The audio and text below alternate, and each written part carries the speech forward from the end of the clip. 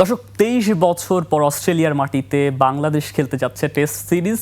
দুইটি test match আসলে অস্ট্রেলিয়াতে বাংলাদেশ দল খেলবে, তবে ইনজুরি আসলে বড় বাধা হয়ে দাঁড়িয়েছে, যেমনটি আমরা দেখছিলাম প্রতিবেদনটিতে। এবং এছাড়া আসলে জিম্বাবুয়ের সিরিজ আসলে ইতিমধ্যে বাংলাদেশ শেষ করে খুব রিসেন্টলি আসলে দেশে ফিরেছে। অনেক ক্রিকেটার আসলে ছুটিতে রয়েছেন, আমরা দেখছিলাম এবাদত তিনি আসলে পিতৃত্বকালীন ছুটিতে রয়েছেন, তাকে আসলে দেশে ফিরিয়ে আনা হচ্ছে। এইসব বিষয় নিয়ে আমরা আসলে কথা বলবো, অস্ট্রেলিয়া সিরিজ নিয়ে কথা বলবো। তবে তার আগে আসলে জিম্বাবুয়েতে বাংলাদেশের পারফরমেন্স কেমন ছিল সেই একটি সমীকরণ, একটু হিসাব নিকাশ আমরা আসলে দাঁড় করিয়েছি, একটু দেখে নিতে চাই। শুরুতেই যেমনটি বলছিলাম যে অস্ট্রেলিয়া সিরিজ তো ডেফিনেটলি হবে, তবে জিম্বাবুয়ে সিরিজ আমরা খুব রিসেন্টলি শেষ করেছি এবং হারেরেতে যে টেস্টটি ছিল, একটি মাত্র টেস্ট খেলেছে বাংলাদেশ জিম্বাবুয়ের সঙ্গে, সেই টেস্টে বাংলাদেশ পরাজয় বরণ করেছে। এটি আসলে জিম্বাবুয়ের জন্য একটি ঐতিহাসিক বিজয় ছিল। কে কেমন করেছে একটু দেখতে চাই। আমরা শুরুতেই দেখতে পাচ্ছি যে জিম্বাবুয়ে ইনিংস ও 85 রানে জয়ী হয় এবং বাংলাদেশ প্রথম ইনিংসে 140 রান করতে সক্ষম হয় 10 উইকেটের বিনিময়ে। এবং আমরা যেমনটি বলছি যে ব্যাটিং আসলে মমিনুল হকের কথা যদি বলি, তিনি 60 রান করতে পারেন 81 বলে 12 চারে, এবং সাদমান ইসলাম তিনি আসলে 20 রান করেন 38 বল খেলে 3টি চার তিনি হাঁকিয়েছেন, এবং নাজমুল হোসেন শান্ত 19 রান করেছেন। তার উপরে আসলে তিনি কাপ্তান হিসাবে বলা যায় আসলে ছিলেন, তবে সেই প্রত্যাশিত কিন্তু তিনি আসলে রেজাল্ট করে দেখাতে পারেন। এবং সব থেকে বেশি রান আমরা দেখতে পাচ্ছি মমিনুল হক, তিনিই করেছিলেন, 60টি রান তার ব্যাট থেকে এসেছিল এবং সেটিতে আসলে 12টি চার কিন্তু ছিল। একটু তার নিচে যদি দেখি আমরা, অমিত হাসান তিনি 4 রান করে আসলে সাজঘরে ফিরে যান, এবং তহিদ হৃদয় তিনি 3 রান ওঠাতে পারেন 16 বল খেলে, এবং মাহমুদুল হাসান জয় তার কথা যদি বলি, তিনি মাত্র 2 রান যোগ করে আসলে ডাগ আউটে ফিরে যান। এবং জিম্বাবুয়ের বোলিংয়ের যদি তাদের পারফরমেন্সের কথা বলি, ব্র্যান্ড ইভান্স তিনি কিন্তু 4 উইকেট নিয়ে নেন 30 রানের বিনিময়ে, এবং তারপরে নিয়াম ছুরি তিনি 3টি উইকেট শিকার করেছিলেন 34 রানের বিনিময়ে। এবং তারপরে যদি জিম্বাবুয়ের প্রথম ইনিংসের কথা বলি, তারা কিন্তু 410 রান করেছিলেন। হিউজ একটি লিড কিন্তু আসলে জিম্বাবুয়ে পায়, এবং বাংলাদেশ দেখা যায় তারপরে ইনিংসে আসলে সেই ফলোয়ানে পড়ে যায়। আমরা যেমনটি দেখছি যে 185 রান বাংলাদেশ দ্বিতীয় ইনিংসে করতে সক্ষম হয় 10 উইকেটের বিনিময়ে। এবং সেই ব্যাটিংয়ে আসলে সেই ইনিংসে আমরা দেখতে পাচ্ছি নাজমুল হোসেন শান্ত তিনি 48টি রান সর্বোচ্চ করতে পেরেছিলেন, এবং মমিনুল হক তিনি 35 রান যুক্ত করতে পেরেছিলেন। এবং জিম্বাবুয়ে বোলিং সেই আগের ইনিংসের প্রথম ইনিংসের মতো কিন্তু দুর্দান্ত বোলিং করেছে। রিচার্ড এনগারাভা তিনি 4টি উইকেট নিয়েছেন 42 রানের বিনিময়ে। এবং তারপর আমরা দেখতে পাচ্ছি ব্লেসিং মুজারাবানি তিনি 3টি উইকেট নেন 48। এবং থ্রু আউট দ্য টুর্নামেন্ট আমরা দেখেছি যে এই টেস্টে কিন্তু মুজারাবানি তার নামটি বেশ আলোচনায় এসেছে, তিনি খুব দুর্দান্ত খেলেছেন। এবং বাংলাদেশ আসলে ভেবেছিল কিছুটা সহজভাবেই হয়তো টেস্টটি জয় করতে পারবে জিম্বাবুয়ের মাটিতে, তবে সেটি কিন্তু আমরা আসলে দেখিনি। এরপরে আমরা দেখেছি ওয়ানডে সিরিজ হয়েছে 2টি, সেটি নিয়েও একটু কথা বলতে চাই। এবং 3টি সিরিজ সম্ভবত ছিল, যদি দেখি ওয়ানডে সিরিজে জিম্বাবুয়ে আসলে 2টি ম্যাচ কিন্তু জিতে, এবং মাত্র একটি আসলে হোয়াইট যে আউট সেটির আসলে লজ্জা কিন্তু একটি মাত্র জয়ের মাধ্যমে বাংলাদেশ আসলে এড়িয়েছিল। একটু দেখতে চাই এই ম্যাচগুলো আসলে কেমন ছিল। আমরা প্রথমে দেখতে পাচ্ছি প্রথম ওয়ানডেতে যেটি হারিরেতে হয়েছিল, এবং এটি জিম্বাবুয়ে 25 রানে জয় হয়। জিম্বাবুয়ের ইনিংস 141 রানের যে টার্গেটটি ছিল 10টি উইকেটের বিনিময়ে, এবং 36.4 ওভার আসলে তারা ব্যাট করতে পেরেছিল। এবং ব্যাটিংয়ে ব্রায়ান ব্যানেট তিনি আসলে 41 রান করতে পারেন 51 বলের বিনিময়ে, এবং তারিওয়ান শে মারমানি তিনি 30 রান করেছিলেন 38 বলে। এবং যদি তাসকিনের বোলিং নিয়ে বলি, তিনি কিন্তু ভালো করেছেন। আমরা দেখতে পাচ্ছি তাসকিন আহমেদ একটু কথা বলি, 3.25 যে তিনি 3টি উইকেটের বিনিময়ে আসলে 25টি রান দিয়ে 3 উইকেট নিয়েছিলেন, এবং 8 ওভার তিনি বল করেছিলেন। মেহেদী হাসান মিরাজ তিনি 2টি উইকেট শিকার করতে পেরেছিলেন। এবং বাংলাদেশের ইনিংসের কথা যদি বলি, বাংলাদেশ ব্যাট করতে নেমে কিন্তু 116 রান করতে পেরেছিল মাত্র, এবং 33.1 ওভারেই কিন্তু তিনি আসলে আমরা দেখছি যে তিনি আসলে আউট হয়ে যান। এবং তহিদ হৃদয় তিনি 25 রান করতে পারেন, এবং তানজিদ হাসান তামিম তিনি 22 রান করতে পারেন। এবং তারপর যদি দ্বিতীয় ওয়ানডে নিয়ে কথা বলি, সেটিও আসলে হারিরেতে হয়েছিল, এবং জিম্বাবুয়ে 13 রানে জয়ী হয়। এবং সেটি জিম্বাবুয়ে তার প্রথম যে দ্বিতীয় যে আসলে ওয়ানডেটি রয়েছে, সেখানে আসলে বাংলাদেশকে 247 রানের টার্গেট দিয়েছিল 6 উইকেটের বিনিময়ে। এবং বাংলাদেশ দেখতে পাচ্ছি 234 রান করেই কিন্তু অল উইকেট হারায়, এবং এটিও আসলে হেরে যায় আমরা যেমনটি দেখতে পাচ্ছি। এবং যদি তৃতীয় ওয়ানডে নিয়ে কথা বলি, সেই ওয়ানডেতে বাংলাদেশ 7 উইকেটে জয় হয়।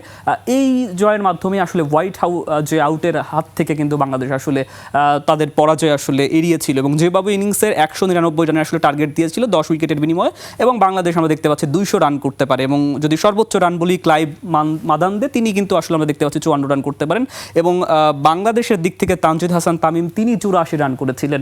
এই ছিল মোটামুটি আসলে যদি বলি আমাদের ওয়ানডে সিরিজ নিয়ে। একটু কথা বলতে চাই টি-20-র ব্যাপার নিয়ে। টি-20 আবার বাংলাদেশ কিছুটা বলা যায় আসলে ডমিনেশন দেখিয়েছে, এবং সেখানে আমরা দেখেছি 2টি কিন্তু জয় আসলে হয়েছিল বাংলাদেশ, এবং একটি আসলে জিম্বাবুয়ে তারা আসলে জয় করে নিয়েছিল। টি-20 সিরিজ আমরা দেখতে পাচ্ছি যেমনটি বলছিলাম, প্রথম টি-20তে বুলাওয়ে যেটি অনুষ্ঠিত হয়, জিম্বাবুয়ে 32 রানে জয় হয় প্রথম টি-20, এবং সিকান্দার রাজা তিনি 48 রান করতে পেরেছিলেন। এবং বোলিংয়ে যদি বলি মোহাম্মদ সাইফুদ্দিন তিনি 2 উইকেট দিয়ে 28 রান দিয়ে আসলে তিনি 2 উইকেট নিয়েছেন।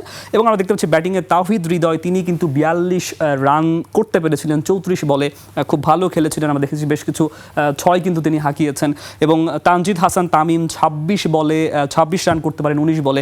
একটু তারপরে দেখতে চাই দ্বিতীয় টি-20তে আসলে কি হয়। সেখানে বুলাওয়েতে আমরা দেখতে পাচ্ছি এই টেস্টটি আসলে হয়েছিল, বাংলাদেশ এই দ্বিতীয় টেস্টেই কিন্তু 34 রানে জয় হয়। আমরা দেখতে পাচ্ছি যে সাইফ হাসান রেকর্ড কিন্তু তিনি 53 রান করেন এবং বেশ কিছু ছক্কা কিন্তু তিনি হাঁকিয়েছিলেন, এবং 45 বল তিনি খেলেন এবং 4টি 4 একটি ছক্কা তিনি হাঁকিয়েছিলেন। এবং জিম্বাবুয়ের যদি বোলিংয়ের কথা বলি, ব্রেসিং মোজারবানি তিনি আসলে 2.34 আমরা দেখতে পাচ্ছি 2 উইকেট দিয়ে তিনি 30 রান নিয়েছেন। এবং আমরা যদি একদম শেষ যে তৃতীয় টি-20তে আসলে হয়েছে সেটি নিয়ে একটু কথা বলি, সেখানে আমরা দেখতে পাচ্ছি যে বাংলাদেশ এই টেস্টটাতেও আসলে 4 উইকেট আসলে জয়ী হয়।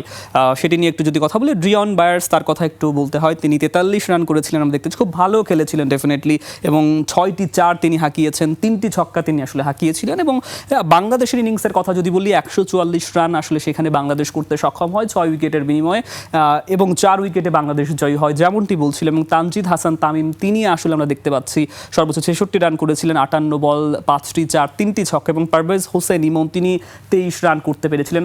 এই যে আসলে বাংলাদেশের জিম্বাবুয়েতে যে আসলে যে টেস্টের বা ওয়ানডে বা টি-20 যে ম্যাচগুলো হয়েছে, এই সিরিজ জুড়ে এই সফর জুড়ে আসলে বাংলাদেশের প্রত্যাশা থেকে বলা যায় অপ্রাপ্তিই কিন্তু বেশি। আসলে বাংলাদেশ ভেবেছিল হয়তো কিছুটা সহজভাবেই তারা আসলে সব কয়টি ম্যাচ আসলে খুব ভালো পারফরমেন্স করতে পারবে, তবে মাঠে কিন্তু আমরা সেই পারফরমেন্স দেখিনি। এবার একটু কথা বলতে চাই অস্ট্রেলিয়া সিরিজ নিয়ে। আমরা যেমনটি বলছিলাম শুরুতেই যে বাংলাদেশের নেক্সট আসলে অস্ট্রেলিয়া সিরিজ রয়েছে। ইতোমধ্যে আপনারা জানেন যে অস্ট্রেলিয়া তারা কিন্তু তাদের স্কোয়াড ঘোষণা করেছে এবং পূর্ণ শক্তির দল নিয়ে কিন্তু অস্ট্রেলিয়া মাঠে নামবে। এবং এদিকে বাংলাদেশের জন্য দুঃসংবাদ, ডেফিনেটলি 4 জন বড় তারকা আমরা দেখেছি, নাহিদ রানা গতির ঝড় তুলেন, তিনি কিন্তু আসলে এই ইনজুরির কারণে তিনি থাকছেন না।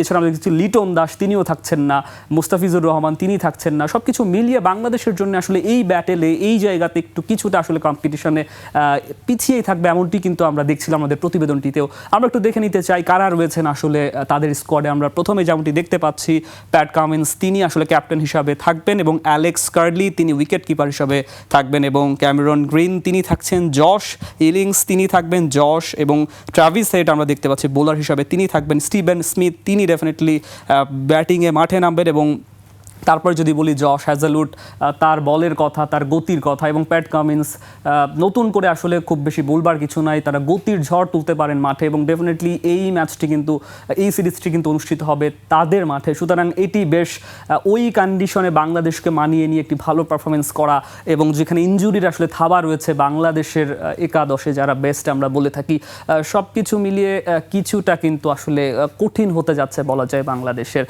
একটু তারপরে দেখতে চাই, আমরা দেখতে পাচ্ছি যে নাথান লায়ন তিনি রয়েছেন, মিচেল স্টার্ক আসলে জানি আমরা খুব দ্রুত গতির বল তিনি ছুঁড়ে থাকেন, এবং যে বয়সে এখনও তিনি আসলে যেরকম পারফরমেন্স করছেন খুব দ্রুত গতির বল তিনি করে থাকেন, বারে বারে কথাটি বলতেই হয়, এবং তাকে সামলানো বেশ কিন্তু কঠিন আসলে বলা যায় বাংলাদেশের ক্রিকেটের জন্য। এবং তাদের হাইটের কথা যদি বলি, অনেক দূর থেকে আসলে তারা যেভাবে বল ছুঁড়ে থাকে সেটি বাংলাদেশের হাইট এবং কন্ডিশনের বিচারে কিছুটা বাংলাদেশের জন্য আসলে অস্বস্তিরও হতে পারে, তাদের হাই যে বাউন্সি বলগুলো থাকবে। যেমনটি বলছিলাম যে এই হচ্ছে তাদের আসলে তাদের বেস্ট আমরা একটু কথা বলতে চাই এখানে আসলে শান্ত তিনি কিন্তু খুব মজার একটি কথা বলেছেন, যেহেতু অস্ট্রেলিয়া আসলে তাদের বলা যায় পূর্ণ শক্তির একটি স্কোয়াড ঘোষণা করেছে। শান্ত তিনি বলেছেন এটি বাংলাদেশের জন্য ভালো যে তারা আমাদেরকে ওই মাপের অপোনেন্ট হিসাবে দেখছে। কি বলেছেন তিনি একটু দেখে নিতে চাই। অস্ট্রেলিয়ার পূর্ণ শক্তির দল ঘোষণায় শান্ত বললেন এটাই আমাদের অর্জন। শান্তর মন্তব্য আমরা দেখলাম, খুব দারুণ একটি কথা বলেছেন যে যেহেতু আসলে অস্ট্রেলিয়ার বাংলাদেশের বিপক্ষে একটু বাংলাদেশের স্কোয়াড নিয়েও কথা বলতে চাই, যদিও এখনও কিন্তু সেই স্কোয়াড আসলে প্রকাশিত হয়নি। আমরা বলছিলাম যে ইনজুরির থাবা রয়েছে, যার কারণে আসলে টিম ম্যানেজমেন্টকে কিছুটা একটু বেগ পেতে হচ্ছে এবং তারা আসলে আজকে রাত 31-এর তারা সম্ভবত আজকে রাতের মধ্যে আমরা যেমনটি জেনেছি যে তারা আসলে 11 প্রকাশ করতে পারে কারা থাকছে স্কোয়াডে। তবে আমরা একটু সম্ভাব্য আসলে গত যে ম্যাচগুলো ছিল, জিম্বাবুয়ে সিরিজ ছিল সেখান থেকে আরও একটা সম্ভাব্য, এবং পাকিস্তান যে আসলে সিরিজটি ছিল সেখান থেকে আমরা একটি দাঁড় করিয়েছি যে কারা রয়েছেন থাকতে পারেন সম্ভাব্য, যেহেতু ইনজুরির কথা বলেছি। এর মধ্যে আমরা দেখতে পাচ্ছি নাজমুল হোসেন শান্ত তিনি অধিনায়ক হিসাবে হয়তো থাকছেন এবং দলের টপ অর্ডার ব্যাটার এবং নির্ভরযোগ্য অধিনায়ক তিনি মেহেদী হাসান মিরাজ সহ অধিনায়ক, এবং মুশফিকুর রহিম, মমিনুল হক আমরা দেখতে পাচ্ছি, মাহমুদুল হাসান জয়, সাদমান ইসলাম এবং তাইজুল ইসলাম আমরা জানি তিনি খুব ভালো খেলে থাকেন। তাসকিন আহমেদ তাকে আসলে মূলত ম্যাচের আসলে বল কন্ট্রোলের দায়িত্বটা তাকে নিতে হবে এবং খুব ভালো বল করতে হবে। আমরা দেখছি যে হাসান মাহমুদ তিনি থাকবেন, ইবাদত হোসেন চৌধুরী তাকে বলছিলাম যে ফিরিয়ে আনার একটা ব্যাপার কথা হচ্ছে, এবং নাইম হোসেন হাসান তিনি কিন্তু থাকছেন, এবং জাকির হাসান বা তানজিদ হাসান তামিম তারাও কিন্তু থাকছেন। আমরা এই হচ্ছে মোটামুটি বলা যায় যে একটি সম্ভাব্য স্কোয়াড আমরা সাজিয়েছি। আমরা একটু ইনজুরির স্লাইড নিয়ে আমাদের কিছু কথা রয়েছে, আমরা সেখানে বলছিলাম যে আসলে আমাদের 4 ক্রিকেটার কিন্তু এই মুহূর্তে আসলে ইনজুরির কারণে এই যে অস্ট্রেলিয়া সিরিজটি রয়েছে তারা আসলে থাকতে পারবেন না। একটু দেখছি যে জাতীয় দলের 4 ক্রিকেটার লিটন দাস, শরীফুল ইসলাম, নাহিদ রানা এবং মুস্তাফিজুর রহমান চোটে থাকায় সিরিজের দল ঘোষণা কিন্তু পিছিয়ে গেছে, এবং তারা থাকলে ডেফিনেটলি বাংলাদেশের শক্তি কিন্তু বহু মাত্রায় বেড়ে যেত। আপনারা জানেন নাহিদ কতটুকু কার্যকর এই সাদা বলে, তিনি কিন্তু খুব দুর্দান্ত গতিতে বল করে থাকেন যেমনটি বলছিলাম। এরকমই কিন্তু একটি আসলে আমাদের বলা যায় যে সংবাদ রয়েছে, আমরা একটু সেটি দেখে নিতে চাই। ছুটি সংক্ষিপ্ত হচ্ছে এবাদতের, ইনজুরিতে নাহিদ শরীফুল ছিটকে যাওয়ায় ইতালি থেকে এই পেসারকে ফিরিয়ে আনছে বাংলাদেশ ক্রিকেট বোর্ড। 23 বছর পর অস্ট্রেলিয়া সফরে টেস্ট সিরিজ খেলতে যাচ্ছে বাংলাদেশ দল। এর মধ্যেই দল ঘোষণা করেছে অস্ট্রেলিয়া। এদিকে ইনজুরির কারণে এখনও স্কোয়াড সাজাতে পারেনি বিসিবি। 8 সপ্তাহের জন্য খেলার বাইরে চলে গেছেন নাহিদ রানা, শরীফুল ইসলাম ও খেলতে পারবেন না প্রথম টেস্টে। তাই পিতৃত্বকালীন ছুটি বাতিল করে জাতীয় দলে যোগ দিতে হচ্ছে এবাদত হোসেনকে। 29 জুলাই দেশে ফিরে অস্ট্রেলিয়ার ভিসার জন্য বায়োমেট্রিক্স দেবেন এবাদত। 31 জুলাই রাতে জাতীয় দলের বাকি ক্রিকেটারদের সাথে যাবেন এই পেসার। 2 ম্যাচের টেস্ট সিরিজের প্রথমটি শুরু হবে 13ই আগস্ট।